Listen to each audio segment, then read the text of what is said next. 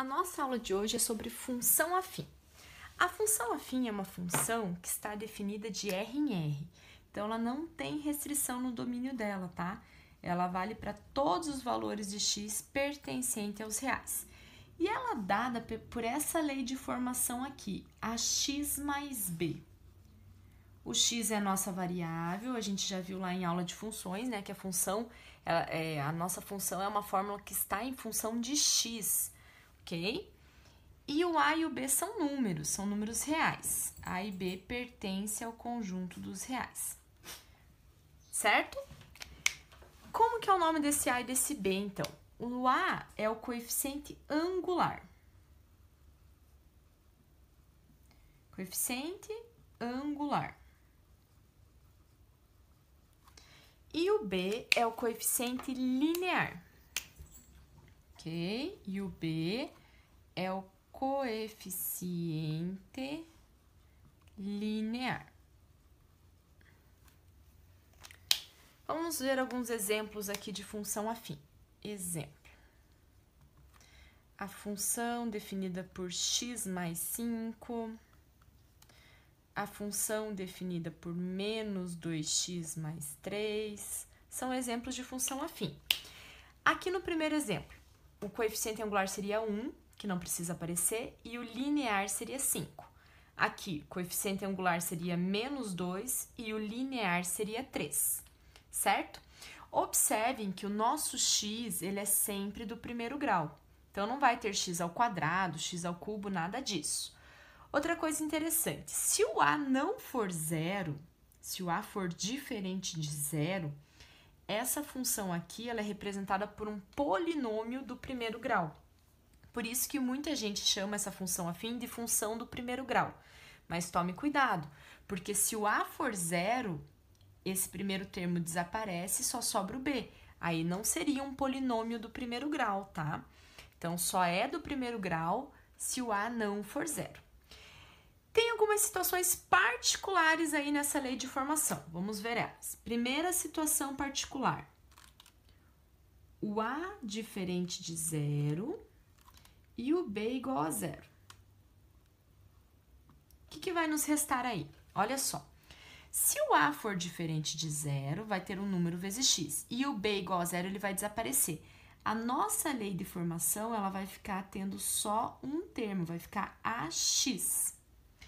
Quando a função afim se enquadra nessa situação, quando o coeficiente linear é zero, a gente vai chamá-la de função linear.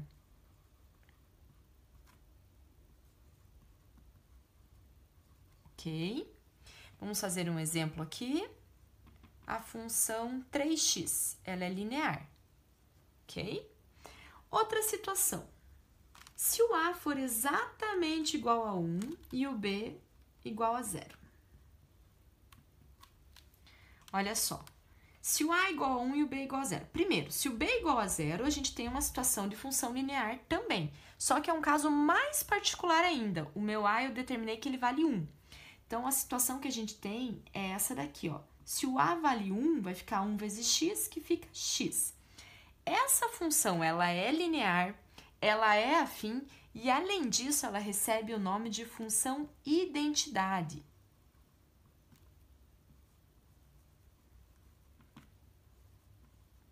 Por que ela recebe esse nome? Observem que f de x, lembrem lá da aula de função, é a mesma coisa que y. Então, a gente fica que y é igual a x. Qualquer valor que a gente varia aqui no x, o y vai ficar sendo igual. Então, o nome dela é função identidade. E a terceira situação particular é quando a é igual a zero. Olha só, se a gente pegar essa lei de formação e atribuir ao a valor zero, 0 vezes x é zero. Desaparece esse primeiro termo. Então, a gente vai ficar apenas com f de x igual a b. E lembrem que b é um número. O nome dessa função é função constante, ela nem depende de x. Ela vai ser sempre igual a um valor constante, ela não muda. Ó, eu posso variar o valor de x, mas o valor da função vai ser sempre um número, certo? Vamos pegar um exemplo aqui para ficar mais claro. F de x igual a 5. Ó, eu posso variar o x, eu posso calcular f de 1, f de 2, f de 3, mas a resposta é sempre 5. Então, esse tipo de função a gente chama de função constante. Então, aqui são 3 casos particulares em cima dessa lei de formação apresentada aí, ax mais b. Então, agora voltamos a falar aí da nossa, né, no caso geral aí de função afim. Então, a gente tem a lei de formação dessa função, que é no formato ax mais b, sempre ax mais b. Valor numérico da função, a gente já viu, basta substituir o x por um número e fazer o cálculo. Lembrem que f de x é a mesma coisa que y, tá? Determinar f de x é a mesma coisa que determinar y. Temos o zero da função, que a gente já viu também o que é. Zero da função.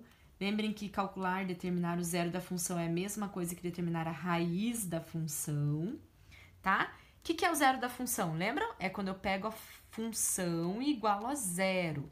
Ou seja, quando o y vale zero, resultado. Ok? Aqui nessa função, olha só. Como a lei de formação é sempre desse jeito, então dá pra gente determinar uma fórmula para o zero da função. Ax mais b tem que ser igual a zero.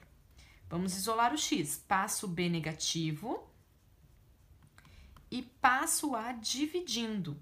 A gente vai chegar que x é igual a menos b sobre a. Então, esse é o zero da função, certo? Então, lembrem, zero da função é quando a gente pega a fórmula, lei de formação, e iguala a zero.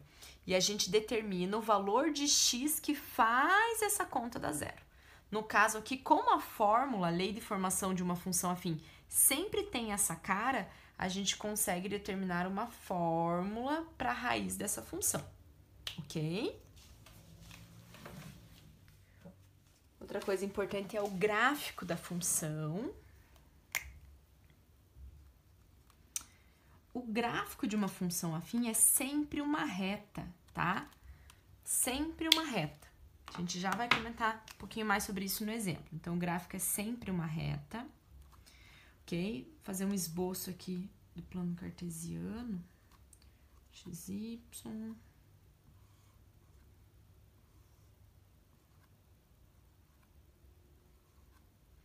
E aqui uma observação.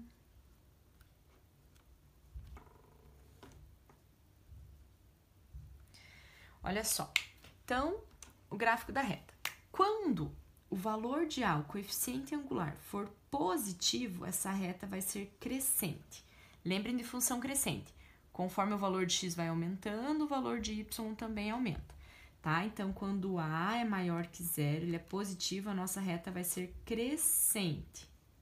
A gente já vai fazer um exemplo para vocês verificarem isso.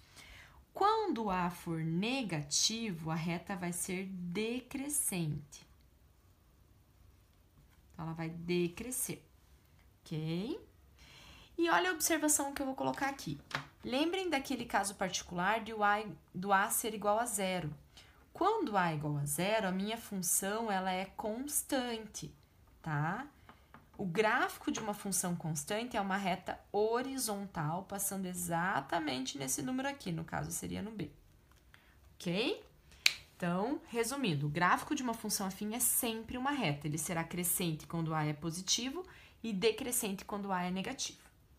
E naquele caso particular do A igual a zero, a gente tinha uma função constante. O gráfico vai ser uma reta horizontal. Ok? Agora vamos estudar algumas particularidades nesses gráficos aqui. Como o gráfico é uma reta, lembrem que para a gente determinar uma reta, desenhar, representar uma reta, a gente precisa de 2 pontos. Quais pontos aí são convenientes a gente determinar? Olha só, é conveniente a gente achar esse valor, que é o valor que corta o eixo y, e é conveniente a gente achar esse valor, que é o valor que corta o eixo x.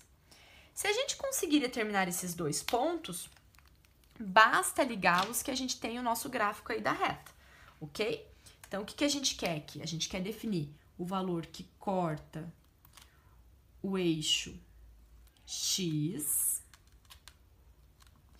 e o valor que corta o eixo y. Lembre, se um ponto está sobre o eixo x, é porque a coordenada y dele é 0. Se um ponto está sobre o eixo y, é porque a coordenada x dele é 0.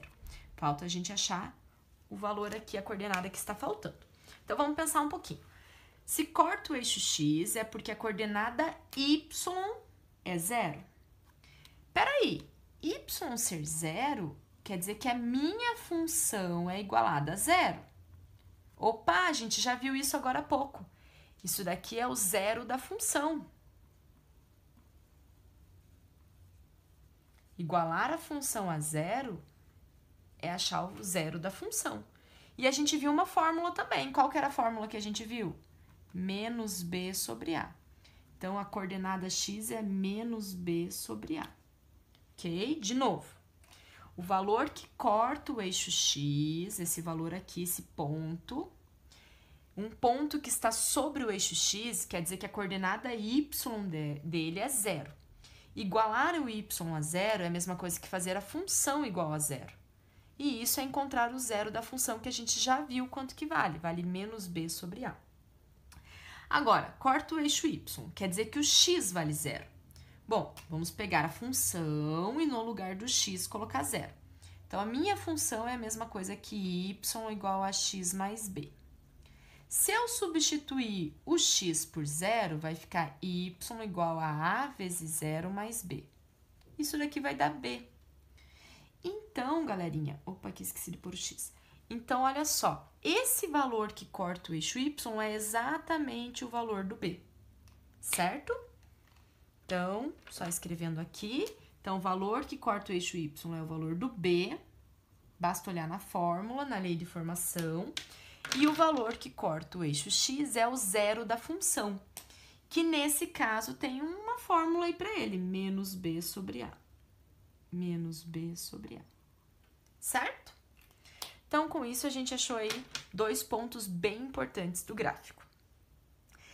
Olha só, então a gente viu que o coeficiente linear é o valor que corta o eixo y. Vimos que o zero da função é o valor que corta o eixo x. E esse coeficiente angular, aonde que a gente encontra ele aqui no gráfico? O que significa o coeficiente angular? Gente, o coeficiente angular tem a ver com o ângulo do gráfico, da minha reta, tem a ver com a inclinação, certo? Então, a gente vai ver como que a gente determina esse coeficiente angular. Olha lá, vamos falar um pouquinho sobre coeficiente angular da reta. Tenho aqui um gráfico, né, de uma reta, o gráfico de uma função afim. E aqui está o ângulo de inclinação, chamado de ângulo alfa. A gente sempre mede o ângulo no sentido anti-horário do eixo x até a reta, certo? Bom, a gente sabe que precisa de 2 pontos para definir uma reta. Então, vamos escolher 2 pontos aí sobre o gráfico. Todo ponto tem a coordenada x e a coordenada y. Vou chamar aqui de x1, y1, x2, y2. Certo? Agora, gente, a gente vai determinar um triângulo retângulo aqui, ó.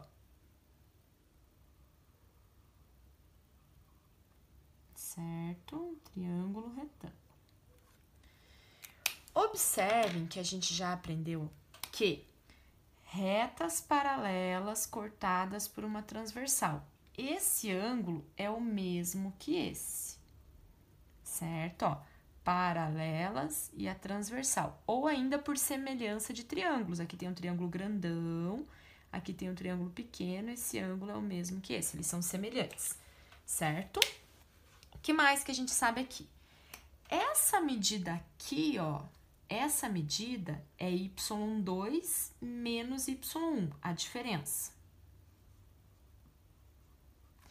Essa medida aqui, horizontal, seria x2 menos x1, daria esse pedaço aqui, que é o que eu quero.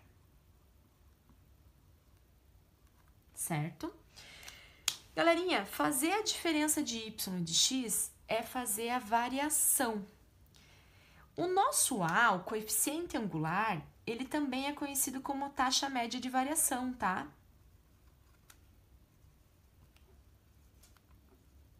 Depois no exemplo eu vou explicar tudo isso, vai ficar bem claro. Então, o nosso A é a taxa média de variação.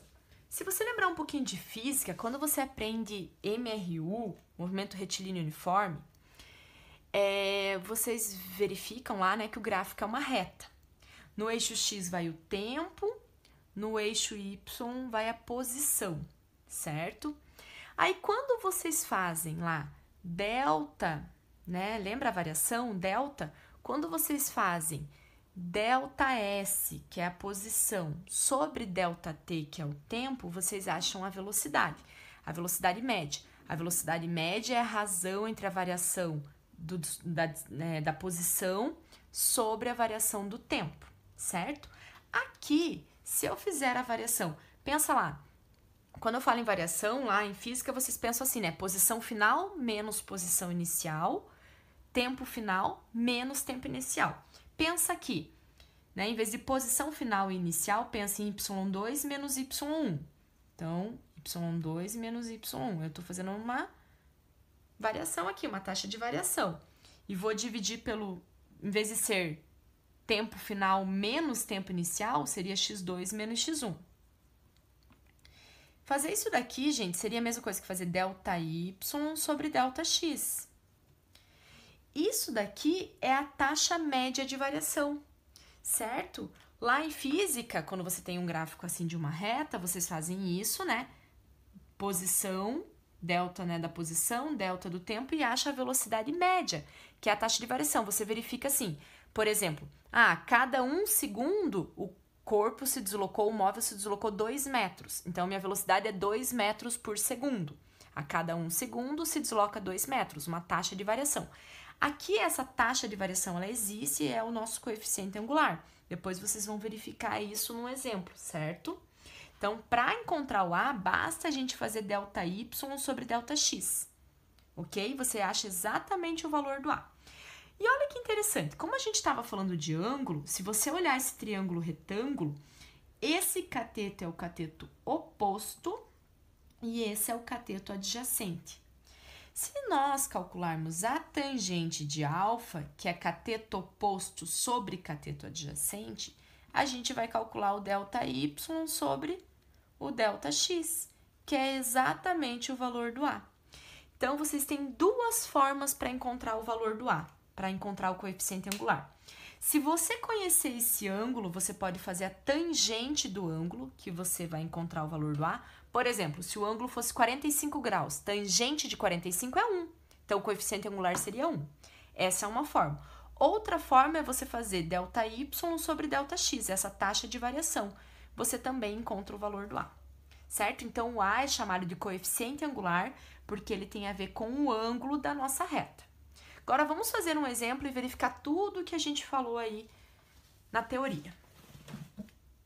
Então, vamos fazer um exemplo. O exemplo que eu vou pegar vai ser a função igual 2x mais 6. Então, a gente vai verificar tudo que a gente falou. Olha só, quem que seria o meu coeficiente angular?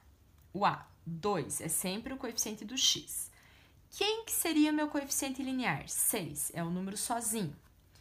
Como o 2 ele é maior que 0, eu já sei que o meu gráfico vai ter que ser crescente. Então, ó, antes de desenhar o gráfico, eu já sei que ele é crescente, porque o 2, né, o valor do A é maior que 0, é positivo, crescente. O que mais? A gente sabe que, como é uma função afim, tem o formato ax mais b, o gráfico é uma reta, certo? Além disso, eu sei que para definir uma reta, eu preciso de 2 pontos. Um ponto eu já tenho, o valor que corta o eixo y é sempre o valor do b, certo? Então, corta o eixo y no ponto 0,6. Lembre que a coordenada x é 0 porque está sobre o eixo y. Corta o eixo y no valor 6. O ponto que vai lá é o 0,6, ok? E corta o eixo x, intercepta, né? Em qual ponto? No zero da função, na raiz da função. Como que eu acho o zero da função? Lembrem que se o ponto corta o eixo x, a coordenada y dele que é 0. y, calcular y é calcular a função, f de x e y é a mesma coisa. Então, vou pegar a função e vou igualar a zero. Vou pegar 2x mais 6 e igualar a zero. Passo 6 negativo, passo 2 dividindo. A gente acha que o x vale menos 3. Pronto, encontramos aí o valor que corta o eixo x. Isso seria necessário e suficiente para desenhar o gráfico. É necessário e suficiente, 2 pontos daria para desenhar. Mas digamos que você está com dúvida ou esqueceu disso, você pode fazer uma tabela de valores, como a gente viu lá nas aulas iniciais de função. Como a minha função afim, né, sempre está definida de R em R, eu posso pegar qualquer valor para x, qualquer valor real. Então, posso pegar qualquer valor, certo? Posso pegar menos 1, 0, 1, 2, o valor que eu quiser, substituir na fórmula e montar pares ordenados. Se eu substituir por menos 1, dá 4, por 0, dá 6, por 1, dá 8, por 2, dá 10 e assim por diante. E com isso, a gente consegue desenhar o gráfico da nossa função. Olha só, então.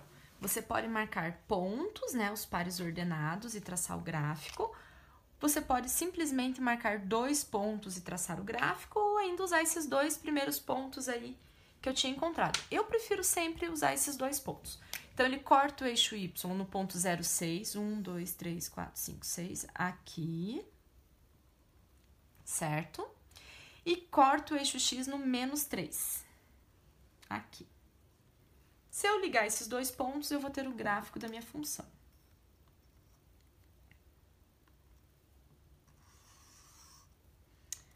Crescente, como a gente já tinha verificado no início, ó, o gráfico está crescendo, certo? Bom, vamos falar um pouquinho sobre o coeficiente angular? Olha só, eu vou usar esses valores aqui, prestem atenção. Digamos que eu não conhecesse o valor do A, né, só soubesse alguns pontos. Eu posso achar o A através lá da taxa de variação ΔY sobre ΔX. Escolhe 2 pontos, vou pegar aqui, ó. Pode ser esse, vou pegar esses 2. ΔY seria y2 menos y1, x2 menos x1. Vou escolher aqui, y2 é o 10, y1 é o 8. Então, 10 menos 8, e aqui 2 menos 1, x2 menos x1. Resolvendo, olha lá, 10 menos 8 é 2, 2 menos 1 é 1. A gente ia encontrar que o A vale 2. Olha lá, a gente já sabia disso, né? Mas é só para verificar. Poderia ser com qualquer ponto, galerinha. Se eu pegar esse e esse, ó, 10 menos 4 dá 6. 2 menos 1 dá 3. 6 dividido por 3 dá 2.